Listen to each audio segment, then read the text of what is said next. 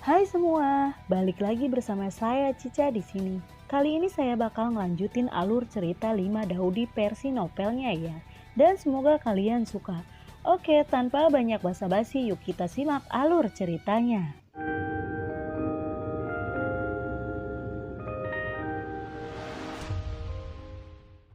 Di cerita sebelumnya, sebelum kedua belah pihak secara resmi berduel, Xiao Yan dan Sun Ya sama-sama menandatangani tanda hidup dan mati.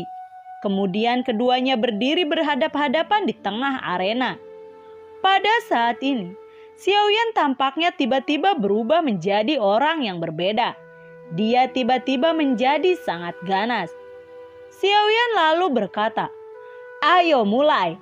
Sun Ya lalu berkata, "Xiao Yan, tidak peduli apapun, tapi kamu harus mati hari ini." Sun Ya langsung bergegas menyerang Xiao Yan. Melihat Sun Ya yang bergegas, tubuh Xiao Yan bergetar dan sayap menyala muncul dari belakangnya. Dengan bantuan sayap api dan 3.000 guntur, kecepatan Xiao Yan menjadi sangat menakutkan.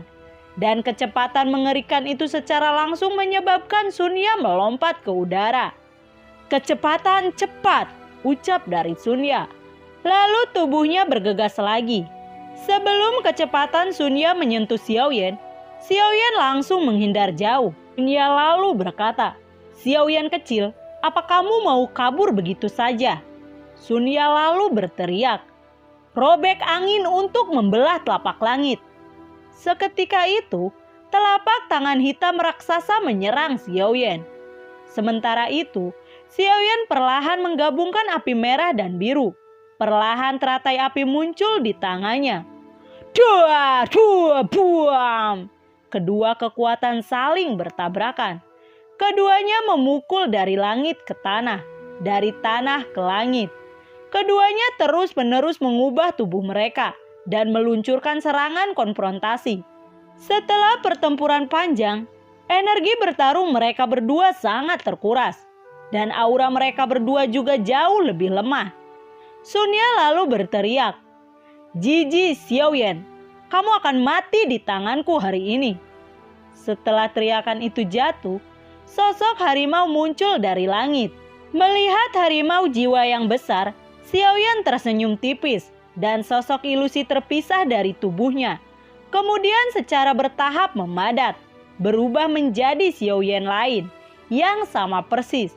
Orang-orang di tribun terkejut dan berkata, "Menjelma dari luar."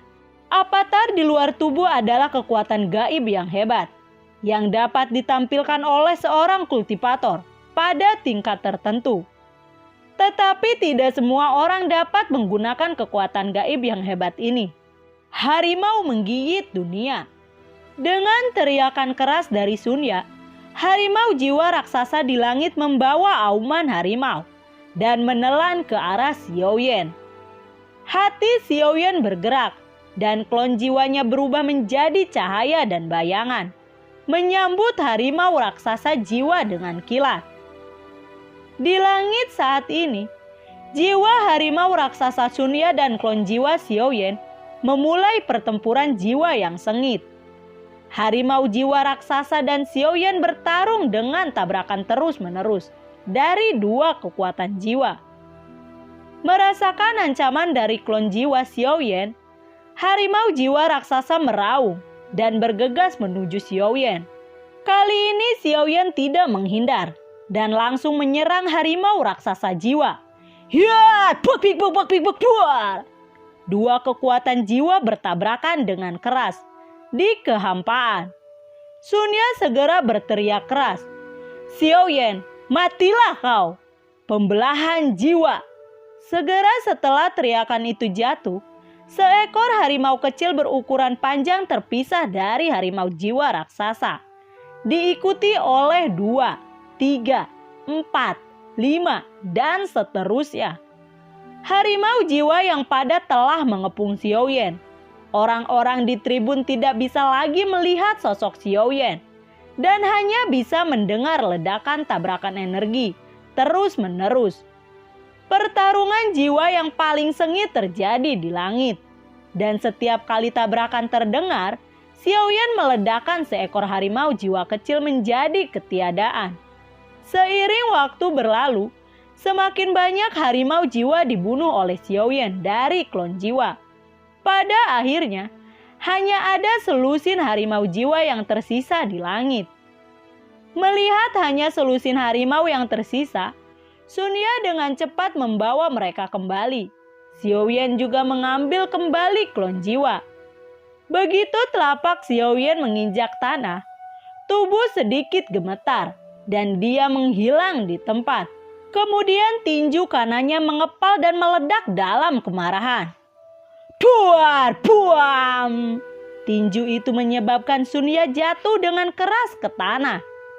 Xiaoyan perlahan mengangkat kepalanya dan kemudian berjalan ke arah Sunya. Melihat Xiaoyan semakin dekat, wajah Sunya penuh dengan ketakutan. Pada saat Xiaoyan semakin dekat, Sunya lalu berkata, "Hahaha, Xiaoyan, apakah kamu pikir kamu bisa memenangkan pertempuran ini? Tidak, kamu tidak akan menang. Dan orang yang akan mati itu adalah kamu." Segera setelah itu, tombak panjang berwarna darah muncul tepat di depan Sunya. Dan kemudian bayangan merah berkedip. Di tengah seruan banyak orang, pedang panjang berwarna darah itu menembak hati Xiaoyan. Xiaoyan langsung menghindarinya. Tetapi saat ini, tubuhnya hampir tidak berdaya untuk menghindari tombak itu. Tembakan yang menakjubkan. Seorang pria berambut panjang berjubah merah memegang tombak berwarna darah tiba-tiba muncul di arena. Perubahan mendadak ini terjadi dalam sekejap. Xiaoyan yang telah memenangkan kemenangan jatuh ke tanah dengan luka parah di detik berikutnya. Tidak ada yang bisa ikut campur dalam duel hidup dan mati ini. Ini adalah aturannya. Pria berjubah merah jelas telah melanggar aturan ini. Pria berjubah merah tiba-tiba berkata, "Aku dan Xiaoyan mempunyai dendam pribadi dan tidak ada hubungannya dengan duel ini." "Itu Blood Gun Luo yang tidak terkalahkan," teriakan orang-orang di tribun. Tidak ada yang mengira bahwa Luo Wudi ketua geng merah yang tiba-tiba menyerang Xiaoyan. Saat ini, Xiaoyan tergeletak di tanah dan darah sudah mengalir di permukaan arena. Melihat penampilan tragis Xiaoyan, semua orang di klan Xiao sangat marah dan bergegas ke arena. Namun, ketika mereka ingin bergegas, Cao Geng Yao Meng dan geng merah mengepung klan Xiao, membuat klan Xiao tidak bisa bergerak sama sekali. Semua orang akhirnya menyadari bahwa duel ini adalah jebakan yang dirancang bersama geng Cao, Yao Meng, dan geng merah. Satu-satunya tujuan mereka adalah untuk sepenuhnya memusnahkan Xiaoyan dan klan Xiao. Xiaoyan mengangkat kepalanya dengan susah payah dan berkata, "Kenapa? Kenapa kalian ingin membunuhku?" Luo Wuji lalu berkata, "Kenapa? Xiaoyan sialan. Luo Tian adalah adik laki-lakiku dan kamu telah membunuhnya." Luo Wuji lalu perlahan mengangkat tombak darah dan berkata, "Xiaoyan, saatnya untuk aku mengakhiri hidupmu." Tombak darah itu langsung ditebaskan ke arah Xiaoyan. Pada saat yang sama, Xiaoyan berteriak di dalam hatinya, "Transformasi mendalam 3 Skipayer, transformasi King Lian, Tian Huo San Kuan Bian, Yan Bian sejati, Europium." Transformasi mendalam 3 Skipayer, transformasi dewa dan iblis.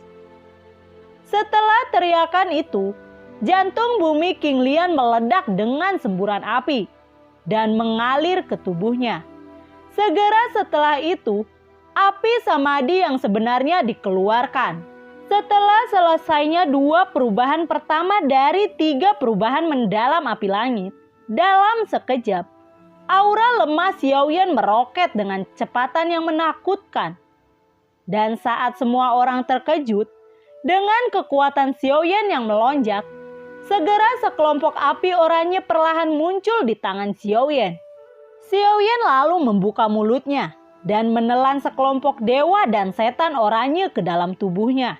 Dengan pembakaran dalam tubuh, perubahan ketiga dari 3 transformasi mendalam surga dan api, transformasi dewa dan iblis, juga telah selesai satu demi satu. Dengan selesainya transformasi mendalam 3 api langit, napas Xiaoyan juga melonjak dengan kecepatan yang menakutkan. Dengan peningkatan yang kuat dari Tianhuo Sang Xuan Bian, energi internalnya juga telah mencapai ketinggian yang menakutkan.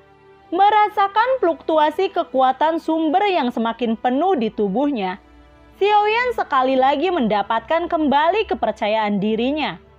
Melihat adegan di depannya, Luo Wudi merasa ketakutan. Sementara itu, di aula besar, aula penatua, 2 orang tua berdiri di depan cermin. Meskipun keduanya tidak mengunjungi arena secara langsung, cermin di depan mereka sepenuhnya memperlihatkan pemandangan di arena. Di arena, Xiaoyan perlahan berjalan menuju Sunya yang jatuh ke tanah. Melihat Xiaoyan mendekatinya, Sunya lalu berteriak, "Luo Wudi, selamatkan aku!" Melihat Xiaoyan semakin dekat, dia segera memohon dengan keras, "Xiaoyan, jangan bunuh aku. Selama kamu tidak membunuhku, aku akan memberitahu semua rencana kami," ucap dari Sunya. Xiaoyan lalu berkata, "Ini adalah duel hidup dan mati. Pasti ada hidup dan mati. Aku hidup, kamu harus mati." Sunya tiba-tiba berteriak, "Aku akan mati. Aku akan menarikmu untuk menopang tubuhku." Segera setelah teriakan itu, Sunya langsung meledakkan dirinya sendiri. Duar, duar! Saat tubuh Sunya meledak, bayangan abu-abu ilusi melayang keluar dari tubuh Sunya. Dan kemudian dengan cepat melarikan diri keluar arena. Melihat jiwa Sunya mencoba melarikan diri, Xiaoyan lalu berkata, "Mau pergi? Tidak semudah itu," ucap dari Xiaoyan. Seketika itu, telapak tangan Xiaoyan sedikit terangkat dan garis api menyembur keluar dari telapak tangannya, membungkus jiwa Sunya dengan api. "Xiaoyan, kamu tidak bisa membunuhku. Kamu tidak bisa membunuhku." Jeritan itu terus bergema di atas arena. Melihat adegan ini, semua orang yang hadir terkejut. Jeritan itu perlahan menghilang. Jiwa Sunya dibakar menjadi kehampaan di bawah nyala api yang berbeda. Berubah menjadi awan abu yang dimusnahkan dalam kehampaan. Setelah Sunya benar-benar musnah, Xiaoyan perlahan berbalik, menatap pria berjubah merah di depannya, dan berkata, "Sekarang giliranmu."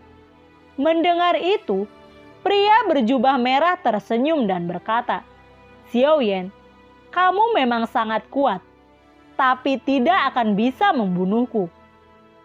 "Kalau begitu, ayo kita mulai," ucap dari Xiaoyan. "Baiklah, kamu telah membunuh adik lelakiku Luo Tian, dan sekarang saatnya aku untuk membunuhmu," ucap pria berbaju merah. Xiaoyan lalu berkata, "Berhenti bicara omong kosong. Tak semudah itu kamu bisa membunuhku." Xiaoyan mengambil langkah maju tiba-tiba. Aura yang sangat ganas menyebar ke seluruh tubuhnya dan berkata, "Hari ini, jika ada yang ingin membunuhku, aku akan membunuhnya tanpa ampun." Melihat Xiaoyan mendekatinya, Luo Wudi tersenyum dan berkata, "Xiaoyan, hari ini aku akan menunjukkan kepadamu apa itu kekuatan yang sebenarnya. Di depanku, kamu tidak punya ruang untuk melawan." Saat telapak tangan Luo Wudi menekan ke arah Xiaoyan, sinar cahaya keemasan keluar dari telapak tangan Luo Wudi, menyebabkan gelombang fluktuasi spasial yang mengerikan mengelilingi Xiaoyan. Melihat itu, semua orang terkejut dan berkata, cahaya langit. Sinar cahaya substantif ruang mengelilingi Xiaoyan dan langsung melilit tubuh Xiaoyan. Selain itu, sejumlah besar cahaya spasial terjerat lapis demi lapis di pinggiran luar, berubah menjadi sangkar ruang emas, membatasi Xiaoyan di dalamnya. Xiaoyan mengeluarkan seluruh kekuatannya. Dia berjuang untuk melepaskan diri, tetapi cahaya dari ruang itu begitu kuat, sehingga dia tidak bisa melepaskan diri. Melihat itu, Luo Wudi perlahan berjalan menuju Xiaoyan dan berkata, "Kamu sama sekali tidak memiliki kekuatan untuk melawan." Sekarang, Xiaoyan adalah kura-kura di dalam guci. Jadi Luo Wudi tidak terburu-buru untuk membunuhnya, tetapi melihatnya berjuang, kesakitan, dan tidak berdaya. Kemudian menunggu sampai dia benar-benar putus asa sebelum membunuhnya. Dengan cara ini, kebencian di hatinya bisa diselesaikan. Luo Wudi lalu berkata, "Xiaoyan, bagaimana rasanya? Keren kan?"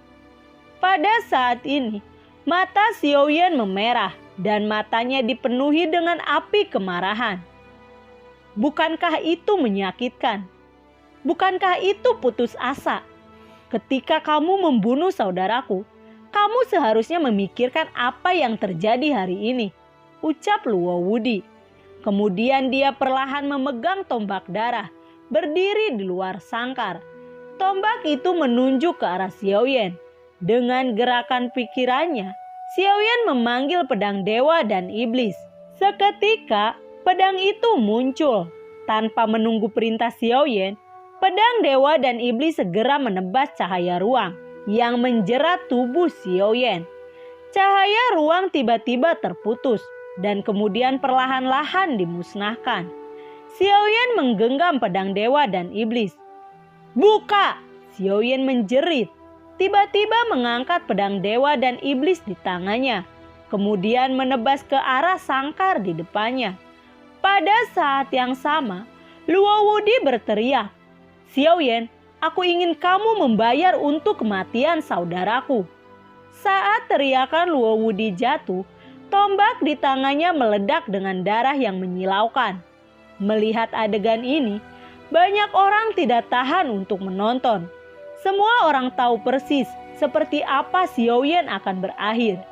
Liu Xiaohui dan orang-orang di klan Xiao, mereka tidak tega melihat kematian tragis Xiaoyan. Namun, pada saat ini, Xiaoyan memegang pedang dewa dan iblis, langsung menghancurkan sangkar. Pedang dewa dan iblis menghantam tombak darah dari tusukannya. Cahaya terang bersinar berlanjut untuk beberapa saat, dan tombak panjang di tangan Luo Wudi terputus. Tombak itu patah dan Luo Wudi terpental ke belakang. Ekspresi Luo Wudi menyedihkan. Dia yang selalu sombong dan arogan kalah dari seorang siswa baru yang baru saja masuk akademi. Ini adalah salah satu yang tidak bisa dia tanggung. Selama setahun terakhir, dia telah bekerja keras di pagoda Tongxian dan akhirnya membuatnya menyadari arti sebenarnya dari transformasi spasial. Meskipun pertempuran antara kedua belah pihak itu singkat, keduanya mencoba yang terbaik, terutama Xiaoyan dalam keadaan lemah. Dia secara paksa melakukan 3 transformasi mendalam api dan langit. "Kamu kalah, jadi kamu harus mati." Xiaoyan perlahan memegang pedang dewa dan iblis dan menatap Luo Wudi dengan niat membunuh yang menakjubkan. Luo Wudi lalu berkata, "Kamu tidak perlu bangga, tidak peduli siapa yang hidup atau mati." Saat suaranya jatuh, tangan Luo Wudi terus-menerus mengubah Yin Jue, dan sebuah tombak yang terkondensasi dari cahaya ruang muncul di tangannya. "Xiaoyan kecil, matilah kamu," ucap Luo Wudi sambil memegang tombak cahaya emas dan bergegas menuju Xiaoyan. Melihat Luo Wudi yang sedang marah, ekspresi Xiaoyan menjadi dingin. Dia juga memegang pedang panjang di tangannya. dan menyapa lawan secara langsung. Lalu, bagaimanakah kelanjutan ceritanya? Nantikan video Cica selanjutnya ya. Bagi kalian yang suka akan alur cerita yang Cica bawain, kalian bisa like, komen, share ke teman-teman kalian ya. Cica ucapin terima kasih juga buat kalian yang sudah mensupport Cica lewat link Saweria di bawah kolom deskripsi. Dan semoga sehat selalu ya buat kalian. Cica mohon pamit dan assalamualaikum. Dadah.